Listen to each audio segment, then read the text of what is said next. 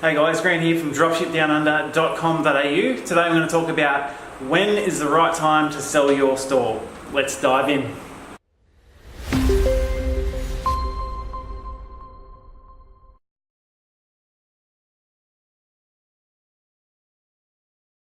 Alright, so there's a number of reasons why you might want to sell your store, but this really all depends on your long-term goal and business strategy. But one of the top reasons would be to fund expansion. So for instance, if you are looking to build a whole heap more dropshipping stores and you wanted to have the resources to hire more people to basically help take care of those stores, maybe even to do some of the work when it comes to building them, that's a very popular reason for people to sell their store, to fund that expansion. There's another reason, obviously, to reduce workload. Some people might think they've bitten off more than they can chew for running a few stores at a time. They've got to 3, 4, 5 stores and they think, okay, it's getting a bit much now. I still want to run it myself for the most part, and so reducing the workload in that respect. Another reason could be to realign your stores in general to one specific sector. So you might have built a few different stores and thought, okay, I've learnt now that these stores are much easier to manage, they're easier to work on, easier to run, less complaints, less returns, all the rest of that, and you might want to start realigning your stores to fit that particular niche and just go in that range of items instead of, you might have one in the far left field that you're not really interested in anymore and you want to realign them to all be a similar sort of niche because you've learnt that it works better. So those are the reasons I think that a lot of people sell their stores. But when's the right time? That's what the video is about. So I'm going to go into 3 different basically times that you should be selling your store. Number 1 is, if you've just finished your store, you really do need to have sort of a minimum of a few sales. This just proves that you do have a saleable item there, your niche is saleable, people are coming to your store, you're getting traffic there. Maybe you've started the list, you've got a few people in your email list, maybe even at least just set it up so that it's ready there to sort of start taking the emails and the pop-up, your forms are all set up and it's ready to start taking those emails and stuff like that. I would have some sort of profile set up from social media as well, so you've got that sort of social proof ready to start building. So that's sort of the minimum I would say, to be saleable. You need to sort of have those sort of minimum things for your store. Number 2 is, this is what we recommend, is having at least a year's sales. So that's a very, very good range of seasons, I guess you'd say, to prove whether a niche is seasonable or not. So people can say, okay, well look, this store's been running for a whole year. These are the sales, and you can have a very good cross-section of analytics to show them of where your sales have gone and how it's been running for that entire year. So have at least 1 year of sales to show people. The list, you've got to have some sort of list in that time. Over the year, you should have a pretty extensive list of emails from your pop-ups and newsletters and opt-ins and all the rest of it. So if it's been running for that long, you really do need to have something to show them for that. They're going to really expect to see some sort of social proof as well.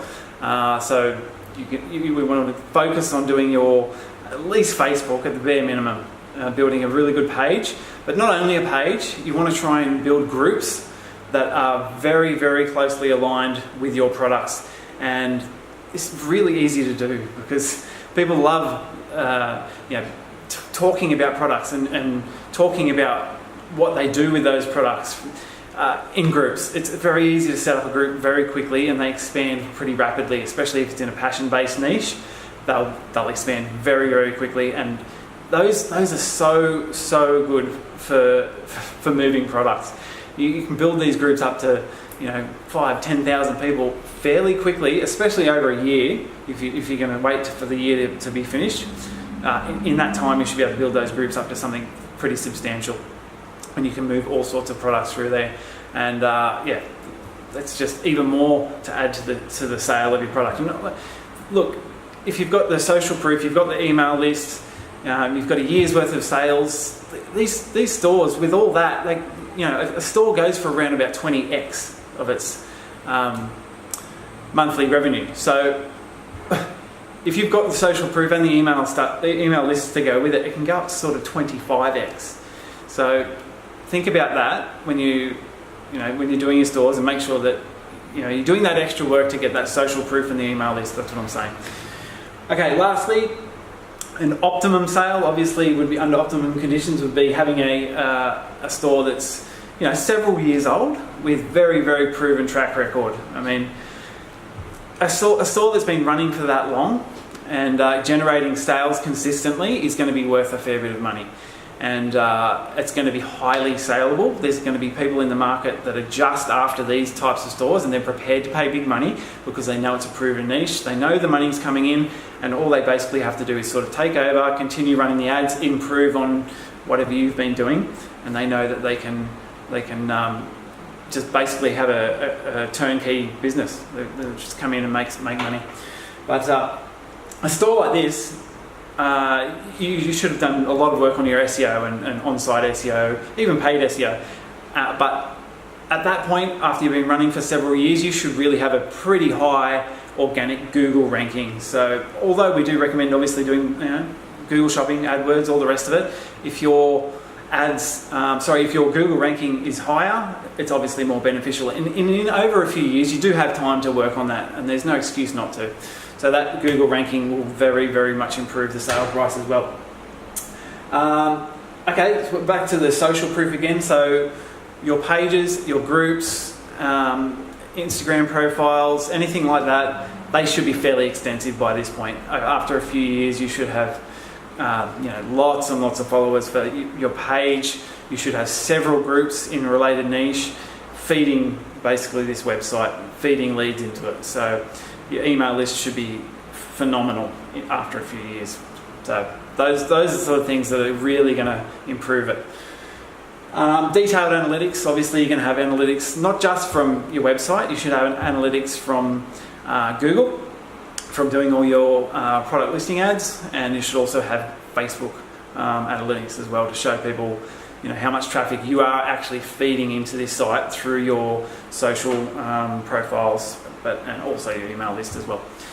Okay, so lastly, I'm going to talk about, I didn't talk about this with the last two, but influencers. So at this point, after a few years, you should have had some opportunity to work with influencers, and it would be very, very beneficial to be able to say, look, here's my X amount of campaigns, 5 campaigns. I've had 4 really successful campaigns with these influencers. These are the analytics from it. This was the result. So a store running for that many years, it really you should have had some attempt at using influencers as well.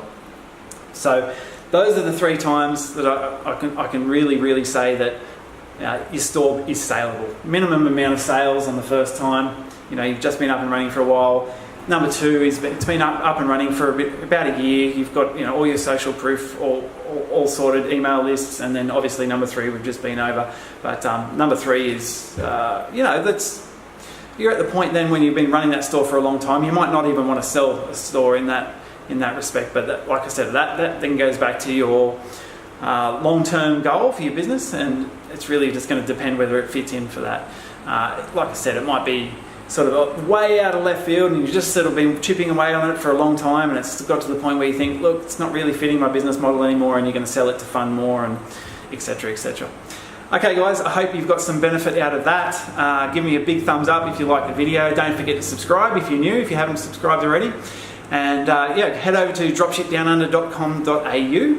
We've got an Aussie specific dropshipping course there where you can learn step by step how to build a dropshipping business here in Australia. So with that, I'll see you next time. Thanks guys.